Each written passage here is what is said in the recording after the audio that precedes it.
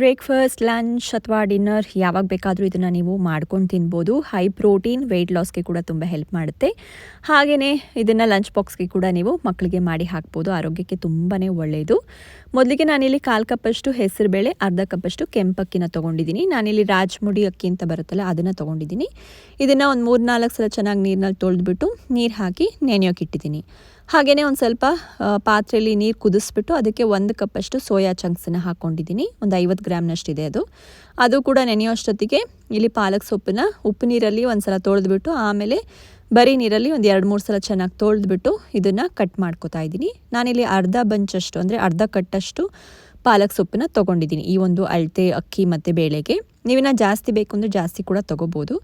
ಪಾಲಕ್ ಸೊಪ್ಪು ಜೊತೆಗೆ ಮೆಂತ್ಯ ಸೊಪ್ಪನ್ನು ಕೂಡ ನೀವು ಮಿಕ್ಸ್ ಮಾಡಿ ಹಾಕ್ಬೋದು, ಅಥವಾ ಬೇರೆ ಯಾವುದೇ ಸೊಪ್ಪು ಇಷ್ಟ ಇದ್ದರೆ ಅದನ್ನು ಕೂಡ ನೀವು ಇದ್ರ ಜೊತೆ ಮಿಕ್ಸ್ ಮಾಡಿ ಕೂಡ ಹಾಕೋಬೋದು.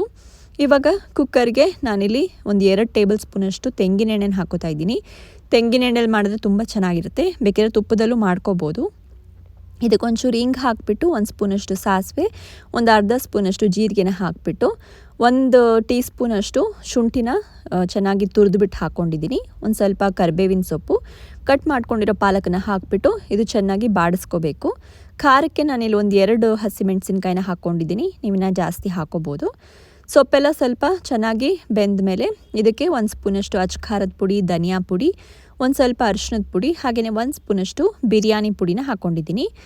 ಬಿರಿಯಾನಿ ಪೌಡ್ರ್ ಹಾಕೋದನ್ನ ಮಿಸ್ ಮಾಡಬೇಡಿ. ಅದೇ ಒಂದು ಒಳ್ಳೆ ಘಮ, ಟೇಸ್ಟು ಎಲ್ಲ ಕೊಡೋದು ಈ ಒಂದು ಕಿಚಡಿಗೆ. ಒಂದು 3 ಟೊಮೆಟೊನ ಚೆನ್ನಾಗಿ ಮಿಕ್ಸರ್ಗೆ ಹಾಕಿ ನುಣ್ಣಗೆ ಪೇಸ್ಟ್ ಮಾಡ್ಕೊಂಡು ಹಾಕ್ಕೊಂಡಿದ್ದೀನಿ. ಇದಕ್ಕೆ ಎಷ್ಟು ಬೇಕೋ ಅಷ್ಟು ಉಪ್ಪನ್ನ ಹಾಕಿಬಿಟ್ಟು ಚೆನ್ನಾಗಿ ಇದನ್ನು ಮಿಕ್ಸ್ ಮಾಡಿಬಿಟ್ಟು ಒಂದು 5 ನಿಮಿಷ ಇದನ್ನ ಬೇಯಕ್ಕೆ ಬಿಡಬೇಕು. ಟೊಮೆಟೊ ಚೆನ್ನಾಗಿ ಬೇಯಬೇಕು, ಹಾಗೆಯೇ ಮಸಾಲೆ ಎಲ್ಲ ಚೆನ್ನಾಗಿ ಹಸಿ ವಾಸನೆ ಹೋಗಬೇಕು. ಅಲ್ಲಿವರೆಗೂ ಇದನ್ನು ಮಧ್ಯೆ ಮಿಕ್ಸ್ ಮಾಡ್ತಾ ಒಂದು 5 ನಿಮಿಷ ಇದನ್ನು ಹಾಗೆ ಕುದಿಯೋಕೆ ಇಟ್ಬಿಟ್ಟು ಇಲ್ಲಿ ಸೋಯಾ ಚಂಕ್ಸನ್ನ ನೀರಿಂದ ತೆಗೆದುಬಿಟ್ಟಿದ್ದೀನಿ. ಇದರಲ್ಲಿ ಎಕ್ಸ್ಟ್ರಾ ನೀರಿರುತ್ತಲ್ಲ ಅದನ್ನು ಹಿಂಡ್ಕೊಂಡು ಎತ್ತಿಟ್ಕೋತಾ ಇದ್ದೀನಿ.